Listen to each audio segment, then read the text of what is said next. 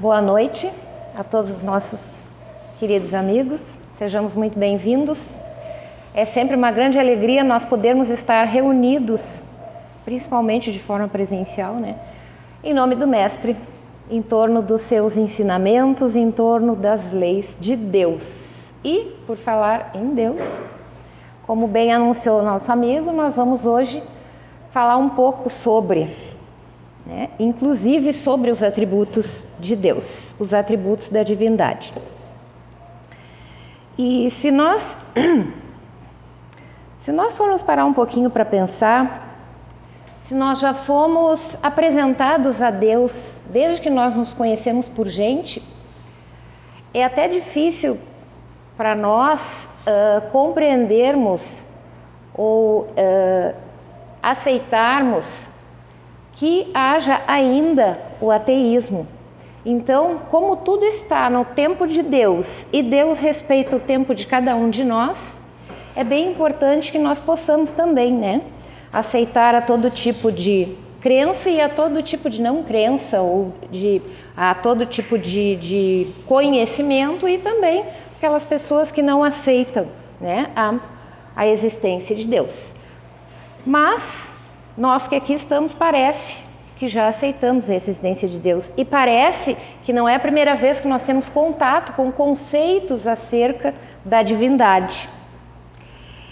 E o primeiro convite que nós nos fazemos quando nós nos aproximamos da doutrina espírita, sim, convite, porque a doutrina espírita não nos obriga a nada, não nos convoca, ela nos conclama, nos convida a nós conhecermos um pouco mais. Então, qual é o primeiro convite que nós temos quando nós nos aproximamos do conhecimento da doutrina espírita? É justamente repensar Deus. Ou seja, refazer os nossos modelos mentais, reestruturar a nossa percepção sobre a divindade. E isso por quê?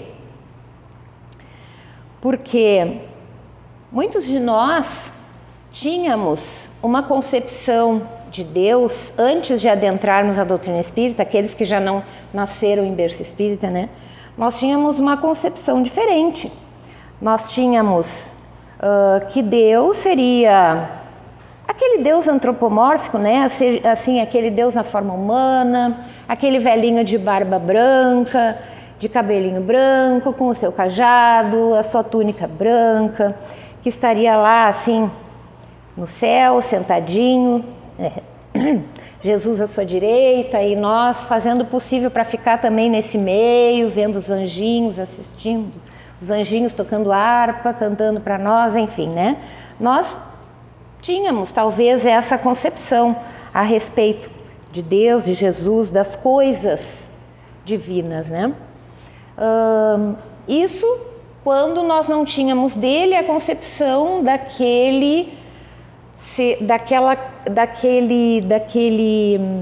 arbitrário, daquele punitivo, que não seria um pai. Ou até um pai, mas um pai que castiga, um pai que quer ver a sua vontade feita, e a sua vontade não é necessariamente aquilo que hoje nós conhecemos, estudando o Espiritismo. Então, como nós, diante do advento da doutrina espírita, Deus perde essa corporalidade, esta humanidade, ele já não tem mais o corpo, o cabelinho branco, ele já não é aquele ser mau, não posso dizer criatura porque ele é que cria, Ele agora para nós passa a ser eterno, e ele passa a ser algo que nós tentamos compreender como aquilo que nós não conseguimos conceituar por falta de conhecimento, mas que um dia nós teremos conhecimento para poder conceituar, entender, compreender, inclusive os seus atributos. E aí, então, diante de tudo que a gente vê hoje no mundo, não só hoje, mas nós estamos aqui hoje, Então, nosso contexto é o presente. Nós vemos a maldade imperando, nós sentimos assim, então, uma imensa necessidade de encaixar esse Deus novo para nós como um Deus soberanamente justo e bom, porque muitas pessoas dizem assim, mas como é que pode, como é que tu acredita nesse Deus aí que permite que tudo isso de ruim esteja acontecendo?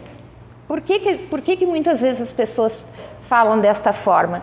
Porque falta a compreensão, falta nós conhecermos o que realmente é a divindade e que não é algo que se compraz vendo a dor e o sofrimento e que não é quem criou o mal.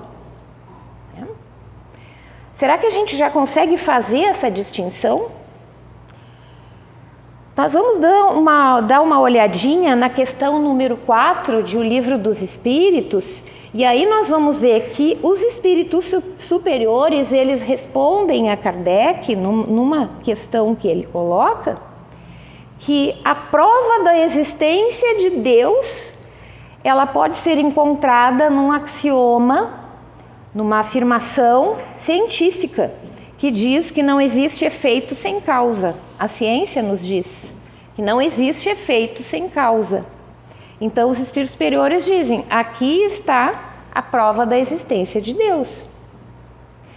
Procurai a causa de tudo o que não é obra do homem e a vossa razão responderá.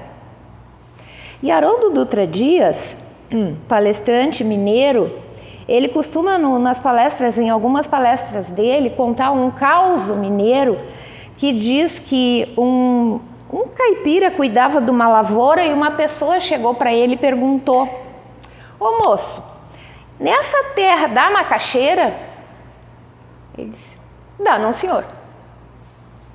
Tá, mas essa terra dá café? Dá, não senhor.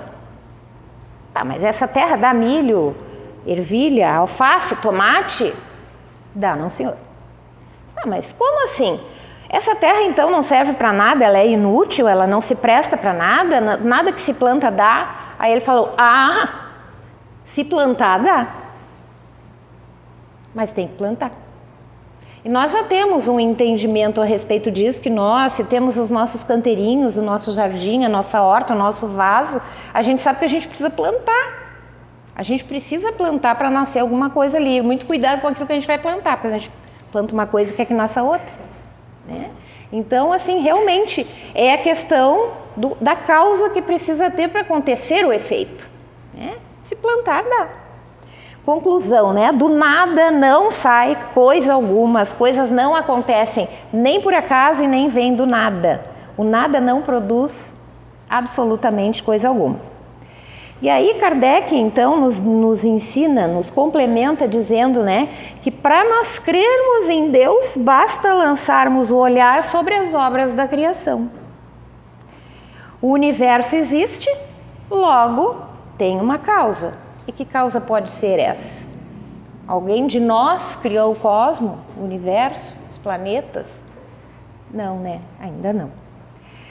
Se nós nos dermos o trabalho e tivermos a paciência de fazer assim uma contemplação do universo, que é mais do que olhar, né? Contemplar é bem mais do que olhar, nós vamos compreender que aquilo que os espíritos superiores quiseram dizer para Kardec quando deram esta resposta. Às vezes a gente passa e vê, tem árvores ali, tem flores, tem a lua, tem o sol, tem as estrelas, mas a gente não para olhar a paisagem. A gente não para, a gente olha, mas não contempla. Aqui, eu estou vendo, ali tem um relógio, está marcando 7:07, mas tem um relógio, mas eu não estou contemplando o relógio. Aqui tem uma câmera, ali tem um microfone, tem vários nossos amigos encarnados aqui. Eu estou olhando, eu estou vendo, mas eu não estou contemplando. Nós não estamos prestando atenção nos detalhes de cada uma dessas coisas que nós estamos aqui mencionando. E nós somos assim, né? Nós muitas vezes não contemplamos, não analisamos, não refletimos, não meditamos sobre tudo o que existe no infinito cosmos. Nós não prestamos atenção, né? Então, Kardec pergunta para os amigos espirituais, né, no Livro dos Espíritos, se o homem pode compreender a natureza íntima de Deus. E aí eles dizem que não, né? Que certamente ainda falta um sentido para isso, para nós podermos compreender a natureza íntima de Deus. Seria, assim, ou um sentido de sensação ou um direcionamento, né? Uma rota. Ambas as coisas ainda nos faltam. E embora a ação divina tenha criado a matéria, Deus não é a matéria. Então, com os nossos 5 sentidos, não tem como nós percebermos a existência da divindade. E aqueles de nós que só valorizamos aquilo que nós podemos ver, ouvir, sentir o sabor, sentir o cheiro, tocar, se nós só acreditamos nisso, então fica difícil nós concebermos, nós aceitarmos a existência de qualquer outra coisa, inclusive dos espíritos. E nós sabemos que nós somos espíritos. Hoje a gente se chama de alma pela codificação, pela didática de Kardec, né? Chamamos de alma aqueles espíritos que estão encarnados, como somos nós, e espíritos aqueles que já não estão na matéria, que já estiveram encarnados, mas não estão mais. Mas se eu não posso tocar, ver, sentir, ouvir, se eu não aceito aquilo que eu não consigo conhecer com os meus 5 sentidos, eu não vou também aceitar a existência de espíritos, né? E nós sabemos que somos, e que agora estamos aqui, mas já estivemos quantas vezes desencarnados? Então nós não aceitaríamos a nossa própria existência, né? Nós conseguimos identificar então as coisas da matéria através desses sentidos físicos, né? Temperatura quente e fria, odor, sabor, ruído, imagem. Mas o que não é material, como é que a gente vai detectar? O nível evolutivo do ser humano, tanto no nível biológico quanto no nível psicológico, os amigos nos informam que para poder compreender a natureza íntima de Deus, ainda não é suficiente. Nós ainda não conseguimos compreender a natureza íntima, né? Por quê? Porque ainda falta nós desenvolvermos um terminal receptivo capaz de penetrar essa ideia principal, que não é matéria. Portanto, não basta uma sensação física. E será assim dado um dia ao homem compreender o mistério da divindade, nos dizem os amigos espirituais. Mas quando vai ser isso? Vai ser exatamente quando nós não estivermos mais completamente travados, obscurecidos pela matéria, quando nós estivermos bem mais aprimorados, que nós vamos poder ter essa compreensão. Nós precisamos desenvolver sentidos que são desvinculados, não são os físicos, não são os da matéria grosseira, né? São outros sentidos. E Jesus, lembrando aqui, ele já nos dizia, né?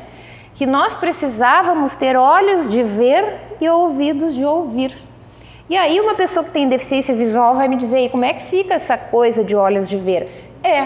O olhos de ver que não é necessariamente, nós não precisamos ter necessariamente essa visão física. E podemos ter sim olhos de ver.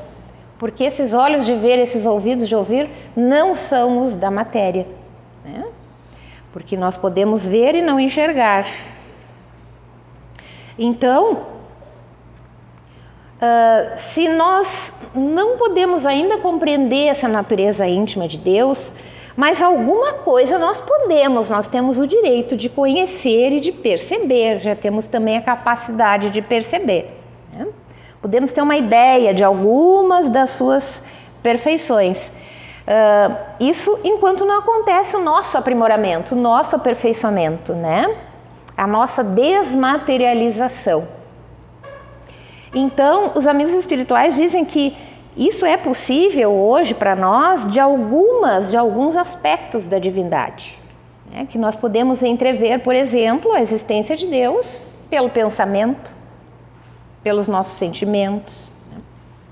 Para compreendê-lo, diz na Gênese, que nos falta ainda o sentido próprio que só se adquire por meio da completa depuração do espírito, que é a desmaterialização.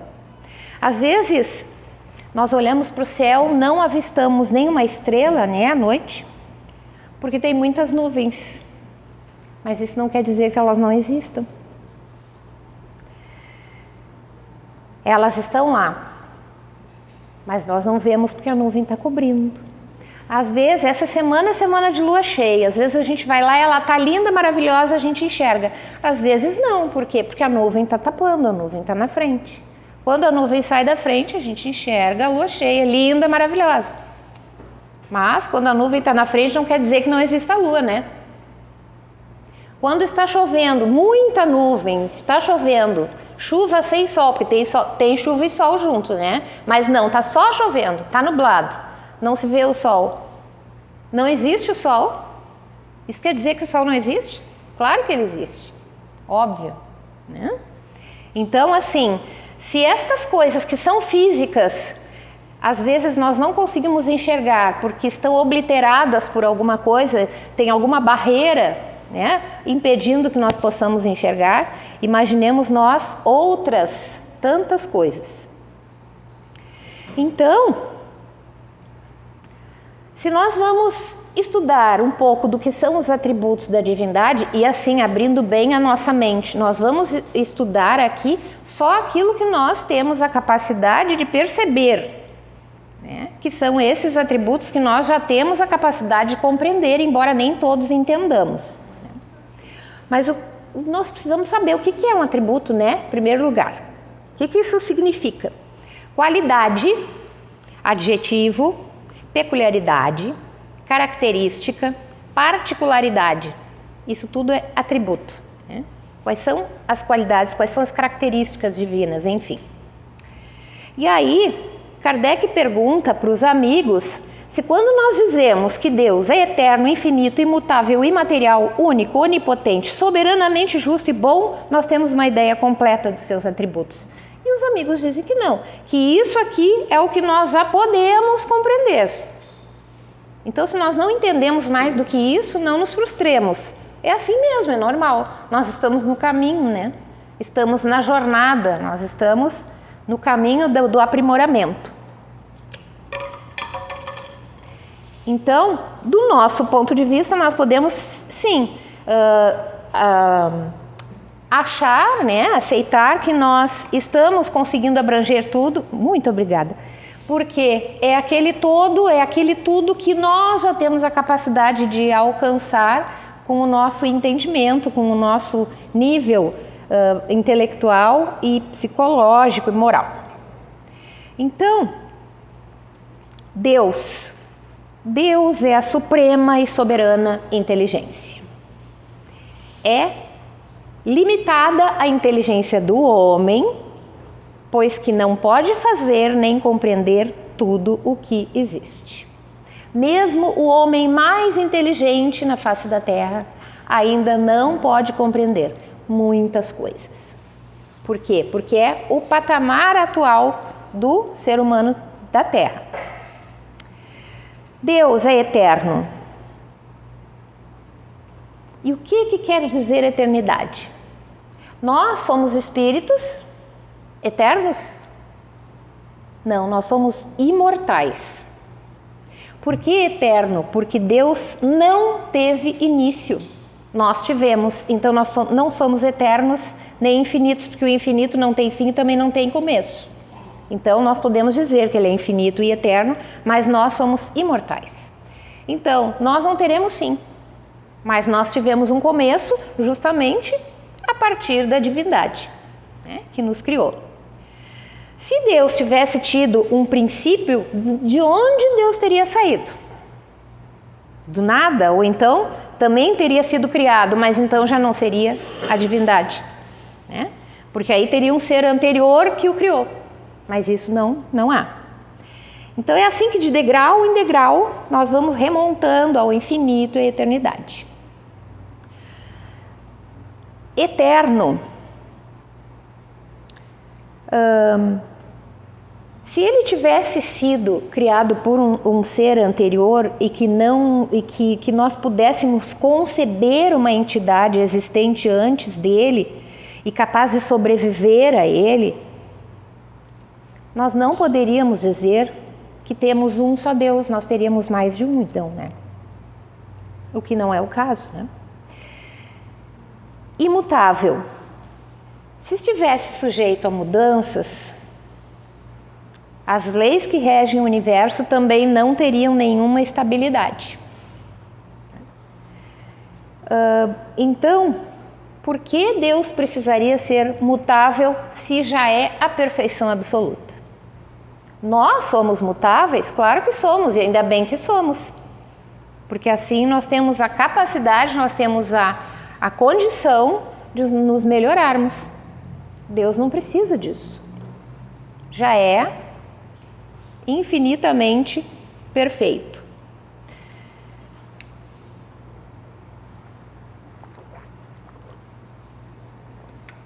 Imaterial. Por isso, e por tantas outras coisas que ainda nos falta perceber, né, é que nós não conseguimos palpar, sentir cheiro, ver, escutar. Por quê? Porque é imaterial. Foi-se aquele nosso conceito antigo de Deus como um ser humano. Não é isso. Deus não tem nenhuma das características de um ser humano. A primeira delas é a materialidade. Deus é completamente imaterial. Então, a natureza dele difere de tudo que a gente possa chamar de matéria, de palpável, de qualquer coisa assim. De outro modo, né, ele também não poderia ser imutável, porque a matéria está em constante mutação, né? E ele estaria sujeito a essas transformações, e ele não está sujeito a nada disso por ser imaterial. E também ele é único. Se houvesse outros deuses, ou muitos, como se acreditava no passado, não haveria uma unidade de vistas e nem uma unidade de poder na ordenação do universo. E não existiria a ordem que há no universo. A unicidade de Deus, diz Kardec na Gênese, que é consequência do fato de serem infinitas as suas perfeições. Não poderia existir outro Deus, salvo sob a condição de ser igualmente infinito em todas as coisas. Visto que se houvesse entre eles a mais ligeira diferença, um seria inferior ao outro, subordinado ao outro. Então, não seria Deus. Bom, e por aí vai várias outras razões, né, para nós entendermos que ele é único. E também ele é onipotente, ou seja, ele tem todo o poder. Ele tem o poder supremo, soberano. Por quê? Porque ele é único. Então, os atributos, as suas características, as suas qualidades se conectam. É isso, por isso e por isso, né? Se ele não tivesse esse poder supremo, soberano, sempre ia poder se conceber uma outra entidade mais poderosa.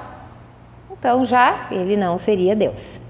Até chegar àquele cuja potencialidade nenhum outro ultrapassasse. E aí esse outro que seria Deus, e não aquilo a que nós chamamos Deus. Esta consciência, esta inteligência suprema. Soberanamente justo e bom.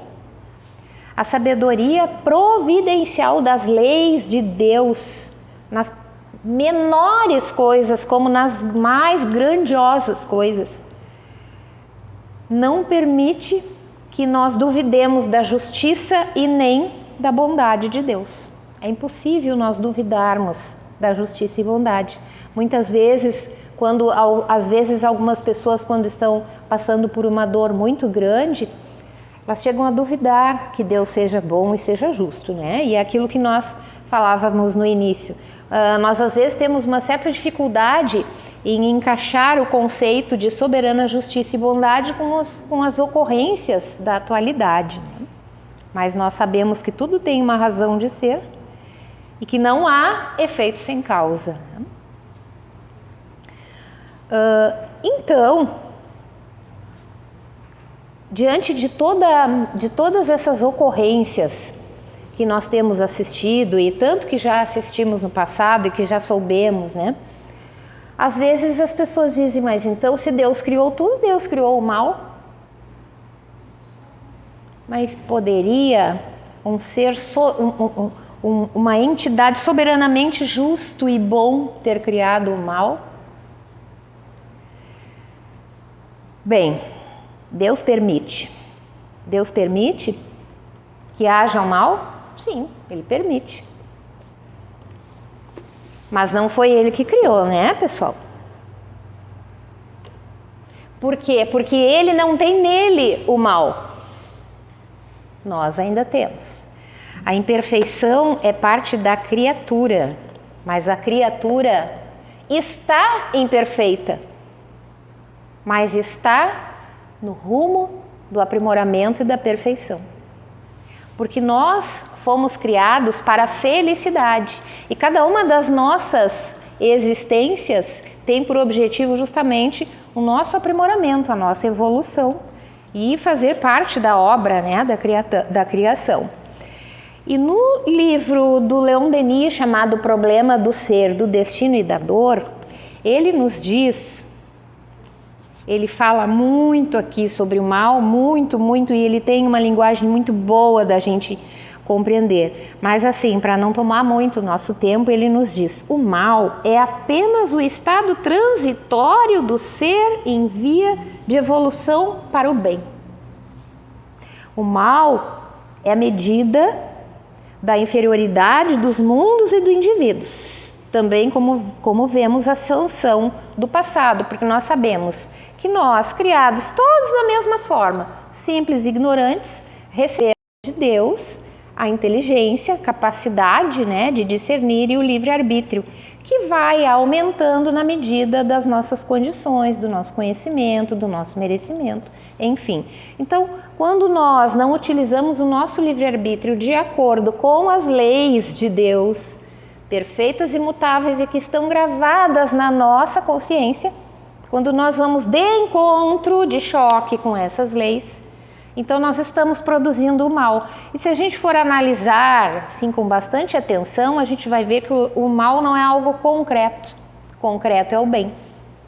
Por quê? Porque o mal é uma criação do ser humano e não uma criação divina. E tudo aquilo que não é uma criação divina está sujeito a se exterminar. Mas a criação divina, não. Então, se Deus tivesse criado o mal, não ia terminar o mal. Mas Ele criou foi o bem. Ele criou os seres humanos sujeitos à evolução, com capacidade de discernimento que vai aumentando e também capazes de produzir o bem, deixando de lado aquele mal que foi sendo criado nas suas mais múltiplas existências, né, que nós já tivemos.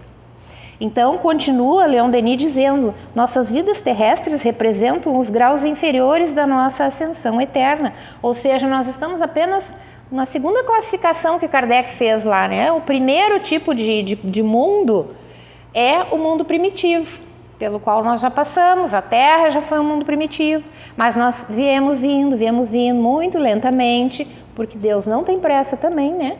Temos a eternidade e hoje nós estamos num patamar de expiações e provas. E o que ele nos diz? Toda a escala comporta graus. As nossas vidas terrestres representam os graus inferiores da nossa ascensão terrena. E lembrando a classificação de Kardec, o mundo de expiação e provas é onde ainda predomina o mal. Mas não vai predominar o mal para sempre, por quê? Porque nós vamos evoluir, o planeta vai evoluindo por consequência, até mesmo geologicamente, tudo evolui e o mal vai deixar de existir.